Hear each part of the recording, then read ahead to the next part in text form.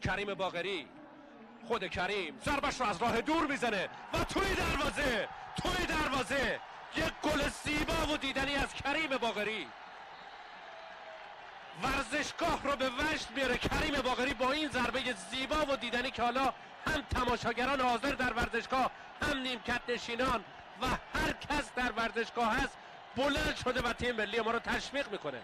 باریکلا به کریم باقری و این گل زیبا و دیدنی از این بازیکن خوب فوتبال ما کریم باقری و این ضربه از راه دور. ببینید در چه فاصله به توپ ضربه میزنه و 71مین دقیقه ایران 1 کره جنوبی 0. از این نما ببینید گل زیبای کریم رو. باریکلا به کریم، باریکلا به تیم ملی ما و امیدواریم که باز هم شاهد این گل‌های زیبا از بازیکنان تیم ملی فوتبالمون